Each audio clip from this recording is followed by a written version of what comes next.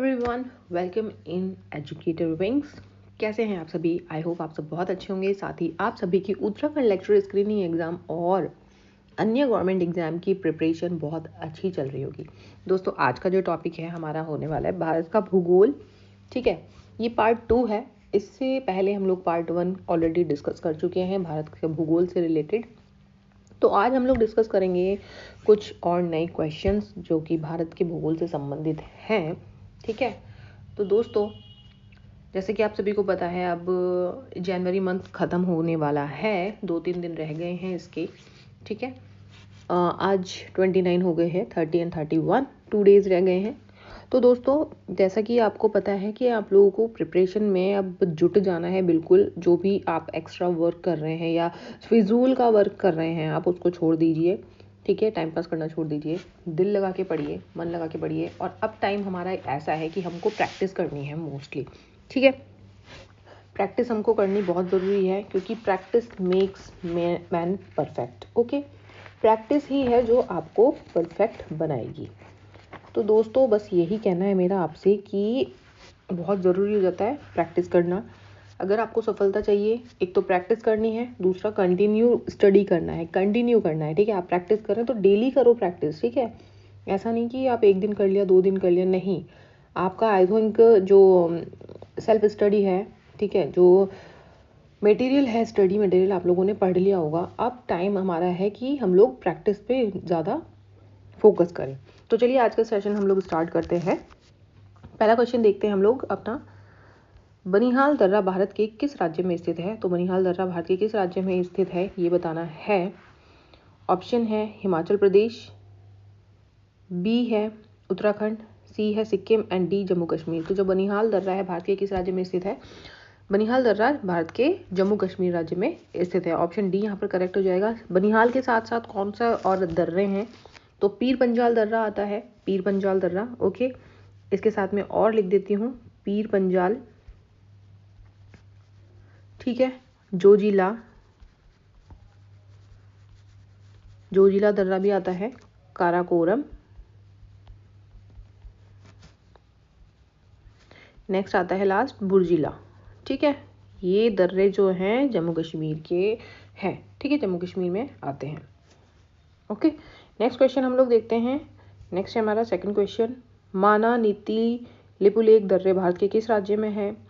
माना, नीति और लिपुलेख जो दर्रे हैं भारत के किस राज्य में हैं? ये तो आंसर आपको पता ही होगा। ऑप्शन ए है सिक्किम, बी है मणिपुर, सी है उत्तराखंड और डी है हिमाचल प्रदेश। तो माना, लिपुलेख, नीतिला, ये कहाँ पर हैं?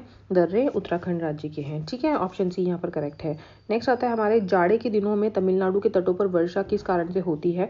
तो जो सर्दियों का मौसम होता है, उस मौसम में जो है तमिलनाडु के तट पर वर्षा क्यों होती है? क्या रीज़न है? ऑप्शन ए है मानसून, बी है लौटता हुआ मानसून, सी पश्चिमी विक्षोभ और डी है चक्रवात। तो क्या रीज़न है कि तमिलनाडु में वर्षा होती है? ठीक है, जाड़े के दिनों में क्या रीज़न है?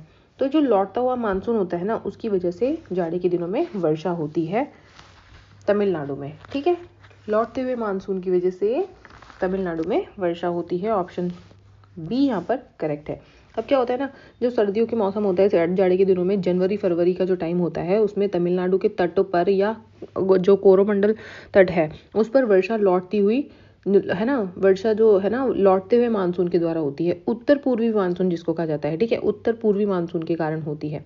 ओके, आई होप आपको क्लियर होगा ये चीज़। नेक्स्ट पॉइंट देखते हैं। हमारा नेक्स्ट क्वेश्चन है हमारा, ग्रीष्म ऋतु में चलने वाली हवाओं को बंगाल में किस नाम से जाना जाता है? अब ग्रीष्म ऋतु में चलने वाली हवाओं को किस नाम से जाना जाता है बंगाल में?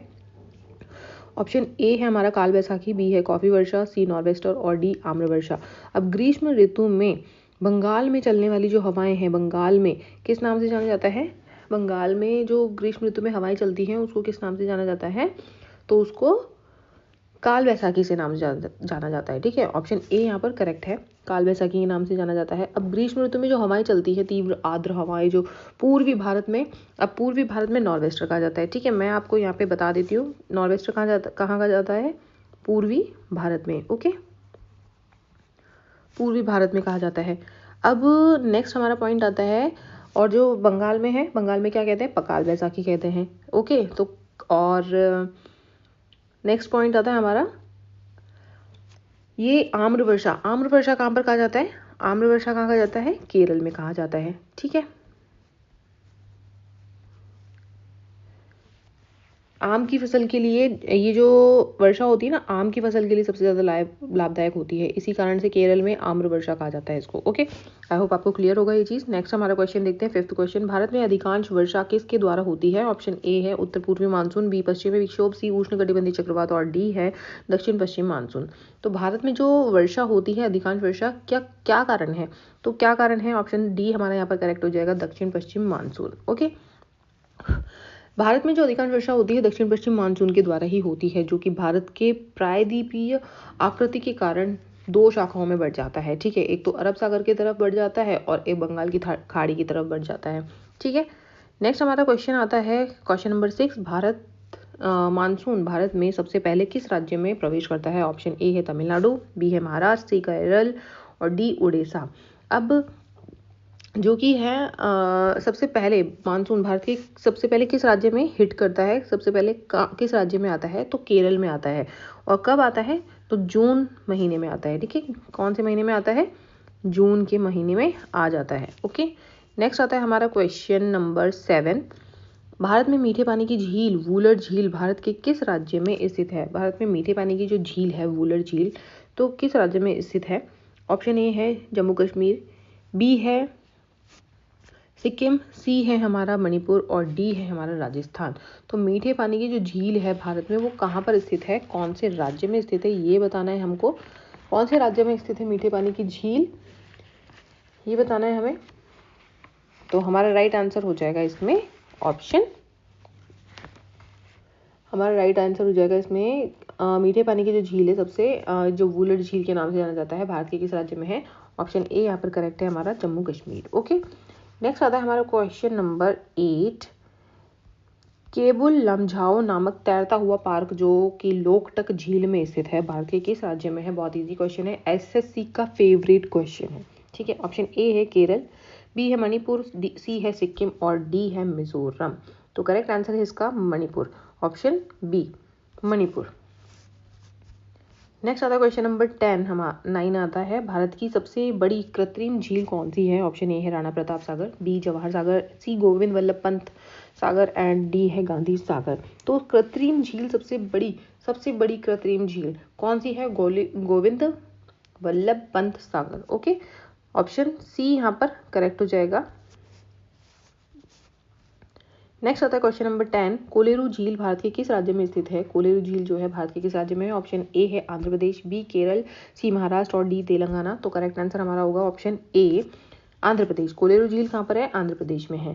क्वेश्चन नंबर 11 आता है, क्षेत्रफल के हिसाब से भारत का विश्व में कौन सा स्थान है? क्षेत्रफल के हिसाब से भारत का विश्व में कौन सा स्थान है? ऑप्शन ए है 5वां, बी 7वां, सी 8वां और डी 10वां। तो कौन सा आंसर है हमारा इसका सही क्षेत्रफल के हिसाब से? ऑप्शन बी यहाँ पर सही है, 7th। ठीक है, 7वां स्थान है भारत का विश्व में क्षेत्रफल के हिसाब से। ठीक है, नेक्स्ट है 12th क्वेश्चन। विश्व के कुल क्षेत्रफल का कितना प्रतिशत भाग भारत का है? विश्व के कुल क्षेत्रफल का कितना प्रतिशत भाग भारत का है? अब विश्व का जो टोटल एरिया है उसमें भारत का कितना प्रतिशत एरिया है, ये बताना है हमें। तो ऑप्शन ए है 2.43%, बी है 3.43%, सी है 3.73% एंड डी है 4.21%। तो करेक्ट आंसर है ऑप्शन ए 2.43%। अब भारत का जो क्षेत्रफल है वो विश्व के क्षेत्रफल का 2.43% है। ओके, तो ये चीज़ हमको समझनी है।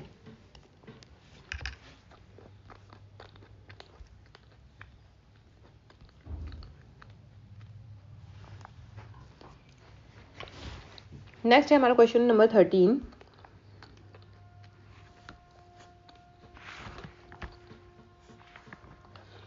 भारत के किस राज्य की तट रेखा सर्वाधिक लंबी है? ऑप्शन ए है आंध्र प्रदेश, बी तमिलनाडु, सी गुजरात और डी है महाराष्ट्र। भारत की किस राज्य की तट रेखा सबसे ज्यादा लंबी है? ऑप्शन सी यहाँ पर करेक्ट हो जाएगा, ऑप्शन सी है गुजरात। ओके, तो किस राज्य की सबसे ज्यादा लंबी तट रेखा है? गुजरात की। ठीक है, नेक्स्ट क्वेश्चन हम लोग देखते हैं।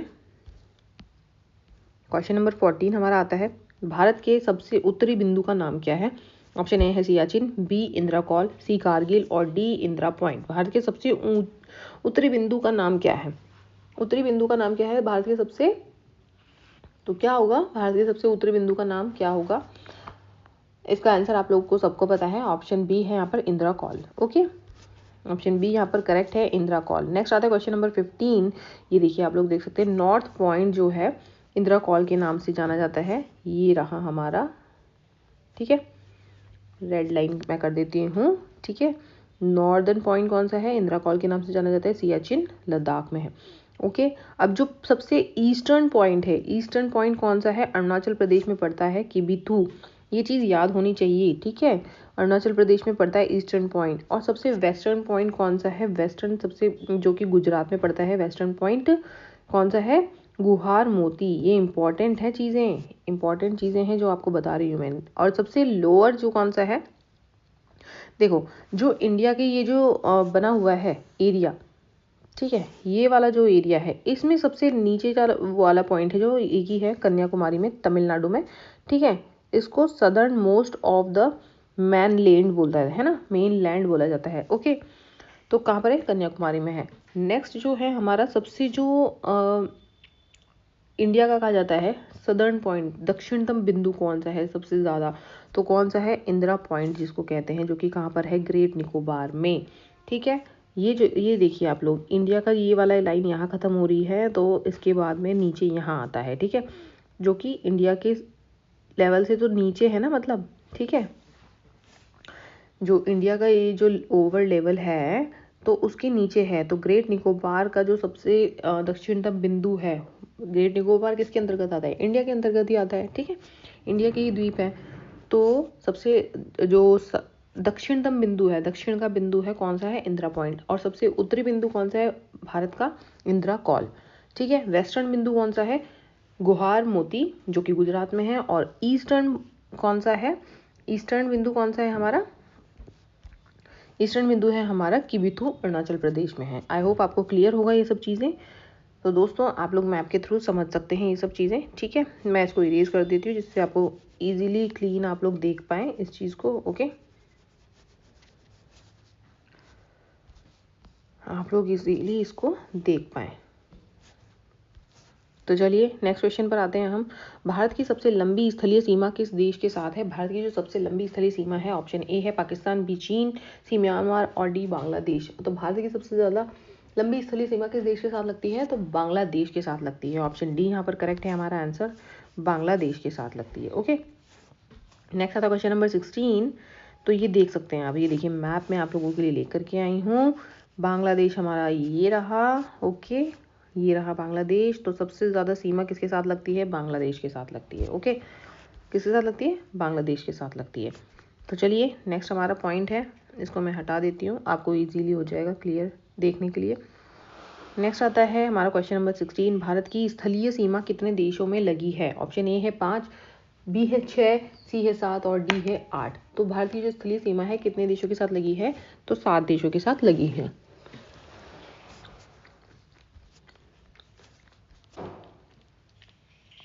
ऑप्शन सी करेक्ट हो जाएगा।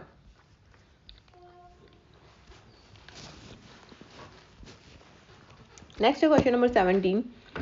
ड्यूरेंट लाइन किन दो देशों के बीच है? ऑप्शन ए है भारत चीन, बी है भारत पाक, सी है हमारा भारत और अफगानिस्तान, डी है हमारा भारत और बांग्लादेश। तो ड्यूरेंट लाइन जो है किन दो देशों के बीच में है? भारत और अफगानिस्तान के बीच में है ड्यूरेंट रेखा। ऑप्शन सी यहाँ पर करेक्ट है 17 क्वेश्चन का आंसर। नेक्स्ट है कर्क रेखा भारत के कितने राज्यों से होकर गुजरती है? ऑप्शन ए है 7 राज्य, बी है 8 राज्य, सी 9 राज्य और डी है 10 राज्य। तो कर्क रेखा जो है भारत के कितने राज्यों से होकर गुजरती है? 8 राज्यों से होकर गुजरती है। अब कौन कौन से 8 राज्य वो हैं ये देख लीजिए आप मैप में, कौन कौन से 8 राज्य हैं हमारे। तो ये है यहाँ पर गुजरात,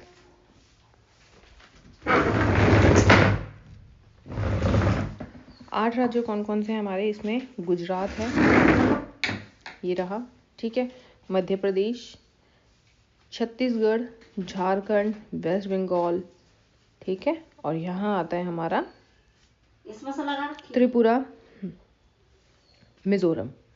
ठीक है, त्रिपुरा मिजोरम। तो ठीक है, गुजरात, मध्य प्रदेश, छत्तीसगढ़, झारखंड, वेस्ट बंगाल, त्रिपुरा और मिजोरम हो गए ना 8 यहाँ पर हमारे स्टेट। ठीक है, तो आई होप आपको क्लियर होगा ये चीज़। मैप के थ्रू याद करना बहुत इजी होता है, इसलिए मैप देखना बहुत ज़रूरी है जब भी आप ज्योग्राफी पढ़ रहे हैं। ओके, तो चलिए अब देखते हैं हम लोग नेक्स्ट क्वेश्चन। हमारा नेक्स्ट क्वेश्चन है हमारा, पृथ्वी की चुंबकीय रेखा कहाँ से गुजरती है? पृथ्वी की चुंबकीय रेखा कहाँ से गुजरती है? ऑप्शन ए है कन्याकुमारी, बी है विशाखापट्टनम, सी त्रिवेंद्रम और डी है हमारा ऑप्शन कोच्चि। पृथ्वी की जो चुंबकीय रेखा है कहाँ से गुजरती है? ऑप्शन सी है त्रिवेंद्रम। ये क्वेश्चन बहुत अच्छा है, क्वेश्चन पूछा जाने वाला है। जो भी इंपॉर्टेंट क्वेश्चन मैं बता रही हूँ तो आप लोग उसको मार्क कर लीजिए। ठीक है, नेक्स्ट क्वेश्चन आता है हमारा क्वेश्चन नंबर 20। पाक जल संधि किन 2 देशों के बीच में स्थित है? ऑप्शन ए है भारत और श्रीलंका, बी है भारत मालदीव, सी भारत बांग्लादेश और डी है भारत इंडोनेशिया। बहुत इजी क्वेश्चन है। जो पाक जल संधि है किन 2 देशों के बीच में स्थित है? तो भारत और श्रीलंका के बीच में स्थित है। ऑप्शन ए यहाँ पर करेक्ट है। नेक्स्ट आता है क्वेश्चन नंबर 21। निम्न में से किस राज्य की सीमा चीन से नहीं लगती है? कौन सा राज्य है जिसकी सीमा चीन से नहीं लगती है? ऑप्शन ए है गुजरात, बी सिक्किम, सी अरुणाचल प्रदेश और डी है उत्तराखंड। तो कौन सा राज्य है जिसकी सीमा चाइना से नहीं लगती है? अब देखो, ये सब ईस्टर्न जो है ये वाले स्टेट हैं, ठीक है, ये तीनों, इनकी सीमा ना चाइना से लगती है। जो गुजरात है इसकी सीमा, गुजरात कहाँ पर स्थित है? इंडिया के वेस्ट पार्ट में स्टेट है। तो चाइना हमारा कहाँ पर है? नॉर्थ ईस्ट में है। तो गुजरात हमारा वेस्ट पार्ट में है, तो नॉर्थ ईस्ट की साइड तो जा ही नहीं रहा है ना गुजरात। तो गुजरात ऑप्शन हम लोग यहाँ पर टिक कर देंगे, जो कि गुजरात की सीमा चाइना से नहीं लगती है। ओके, नेक्स्ट आता है क्वेश्चन नंबर 22। म्यांमार की सीमा किस भारतीय राज्य से मिलती है? ऑप्शन ए है पश्चिम बंगाल, बी है असम, सी त्रिपुरा और D Mizoram. I am sorry friends. Myanmar की सीमा किस भारतीय राज्य से मिलती है? ऑप्शन ए है पश्चिम बंगाल, बी है असम, सी त्रिपुरा और डी मिजोरम। अब म्यांमार की सीमा किस भारतीय राज्य से मिलती है? तो मिजोरम से मिलती है। ऑप्शन डी यहाँ पर करेक्ट हो जाएगा क्वेश्चन नंबर 22 का। ओके, नेक्स्ट आता है क्वेश्चन नंबर 23। 10 डिग्री चैनल निम्न में से किसे अलग करता है? ऑप्शन ए है कावारत्ती व मिनिकॉय को, बी है अंडमान निकोबार को, सी है इंडोनेशिया और भारत को और डी है लक्षद्वीप और मालाबार को, है ना।